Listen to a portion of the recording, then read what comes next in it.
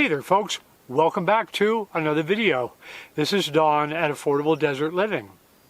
Well, today my whole video is going to be about essentially being able to use the toilet.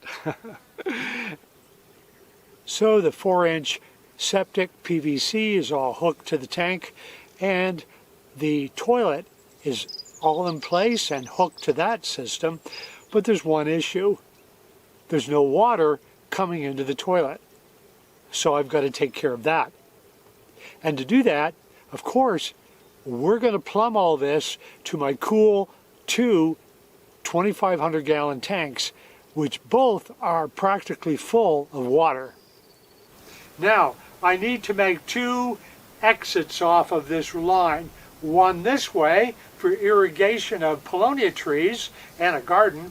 Okay, so over in this region is going to be a 200 square foot carport, and right at the back of it here is going to be the watershed. And that will be again where the pump, it's going to be a solar pump that runs water to the whole home is located. Also a pressure tank and a clothes washer. This is a really exciting day, just seeing all this come to fruition bit by bit. Now, first things first, I need to expose this 1 1/4 inch pipe that's going into my tanks, because that's where, of course, my water is going to come from. So, move that aside. So, in here is the pipe, so I'm going to dig it out. So it's really hard mud in here, so a little harder than I had anticipated, but we will work with it. I think maybe a hand spade, just poking away at it, would be the best tool. The caliche mud acts like cement and just is super hard. So it should be about 100 today. So of course that means, remember the song Smoke Gets in Your Eyes? Did anyone do a song called Sweat Gets in Your Eyes? Because that's my issue. And I put this in here, of course, just to keep the pipe from being damaged, because no end of wildlife comes through here.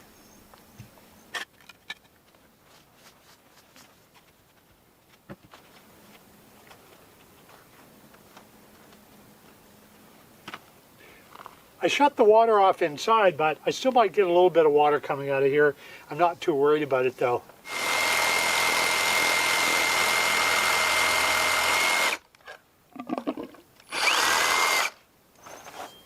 And again, this was another gift from really kind people like you that are watching. So if you remember who you are that gave me this, mention it in the comments below. And if you're still watching my videos, thank you.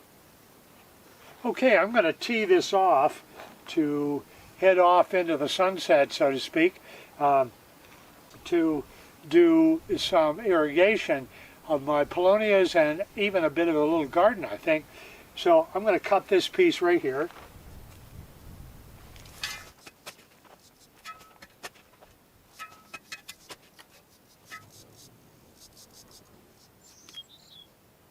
So I learned the hard way. It's super important to sand these sharp edges off so that the two pieces fit together really nicely. Also, I learned a bit of a trick to keep the sweat out of my eyes. You put a sock underneath your hat. Works great. If you've got any tips to keep sweat out of your eyes, what do? Leave it in the comments below, okay?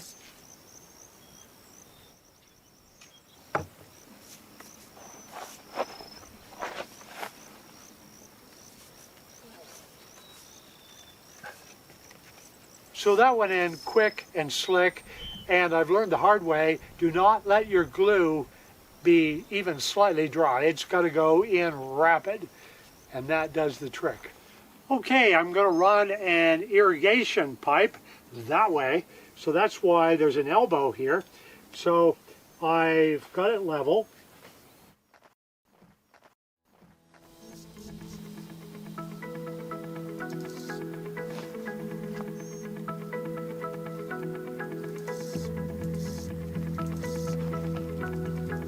There, I think that went on well.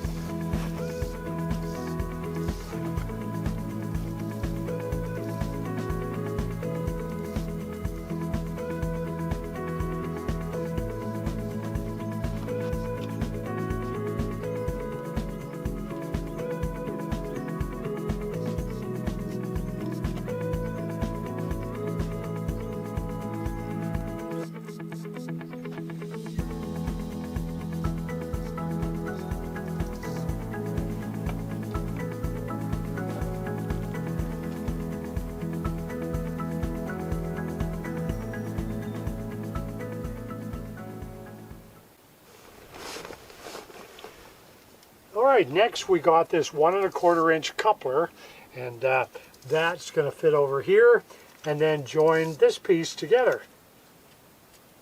Too cool.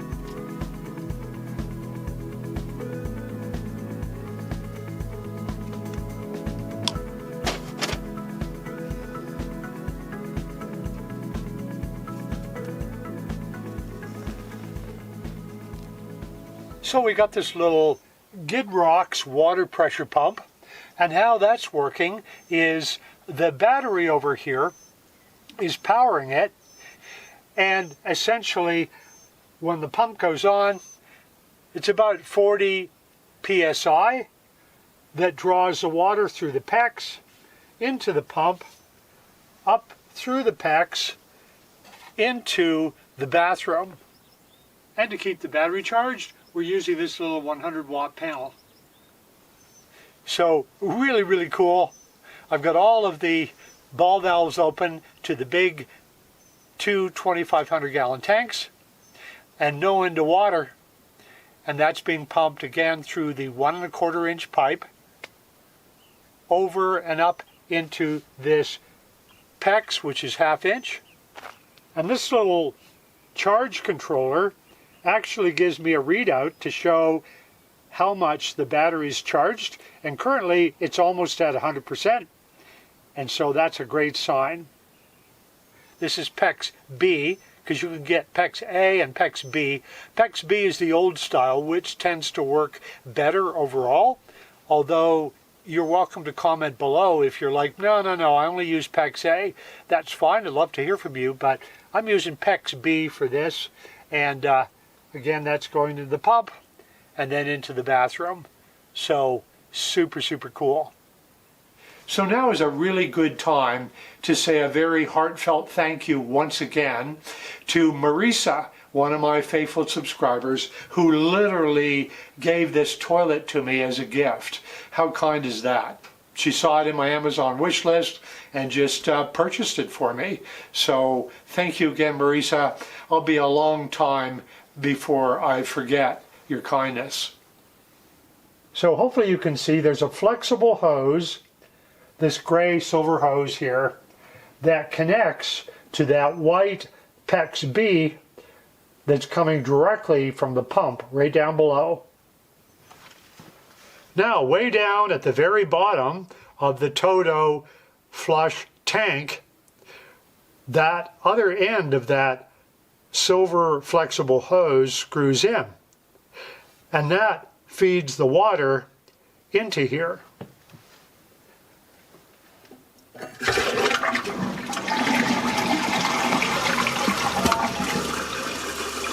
So I flushed it, and what's going to happen is the pump's going to take a little bit of time, but not too much, and fill it all back with water. And of course, the Toto system knows automatically how far it should be filled.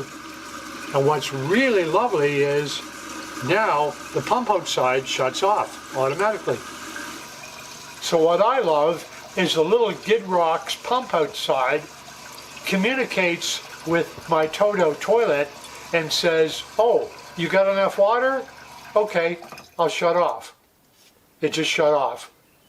So that only took a very short time to fill the tank totally back full of water. And ready to flush again. So confession time, folks. I've had this beautiful Toto flush toilet hooked up here to my septic tank in my big home for months now. And I ran a few initial tests with it, flushed some paper down, and I just was never confident that everything was done correctly, because essentially that 4-inch pipe runs about 35 feet. I put a 45-degree angle on it, and then also a Y to go to the little cabin at the bottom area of the pipe as well. And so I've been really kind of nervous about whether this thing will work or not. So I was so worried that there might be a problem with this system, I didn't even finish burying it after I'd made an adjustment to make sure everything went into the tank properly. And it's just been growing up in weeds. So this is one of these stunning summer mornings here on my property. This is the view that I'm taking in, and actually birding as I'm enjoying the view as well. So I get to chill and listen to a very, very uncommon bird in North America, Cassim sparrow.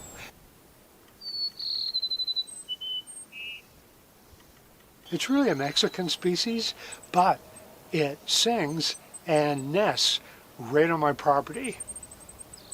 And I call it monsoon sparrow or thunder sparrow, because sure enough, as soon as the thunder clouds roll in and the monsoon rains begin, Cassim sparrows get really excited and get ready to breed.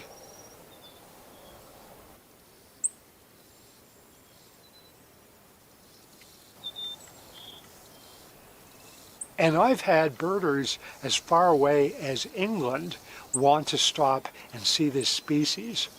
I had no idea when I bought this property I'd get to enjoy this unusual and very uncommon bird. So first thing I did was the bread or toast test, where I broke off some pieces of toast and flushed them. Now, was this a good idea to do a lot of that? No, because a septic system is designed to be biological in nature and not to be indelicate, but to move everything that's appropriate down through the pipe and then process it accordingly in the big septic tank. So a little bit of bread won't hurt, but I certainly shouldn't do much of it. But I did the test, and let's check it out. Bread. 1, 2, 3.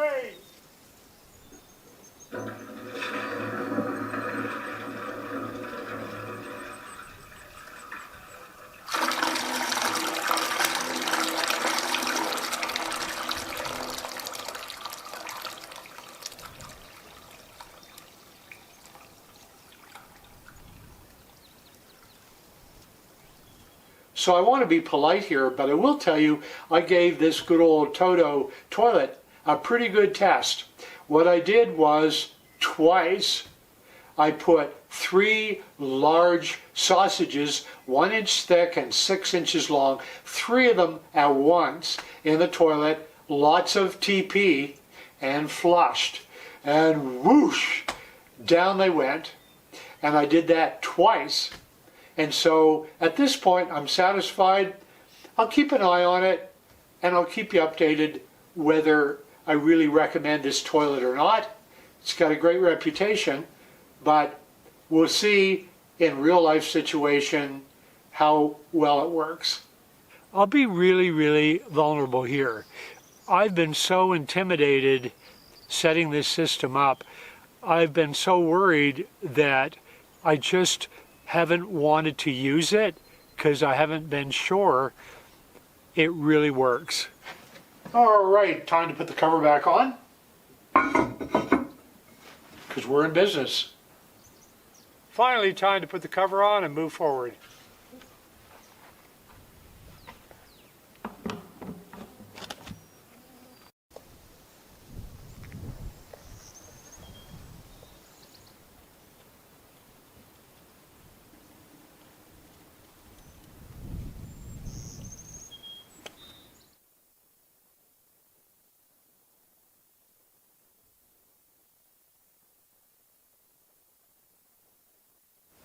So this means I now have a working toilet, and that to me is especially valuable for guests. I want them to feel comfortable when they come to visit.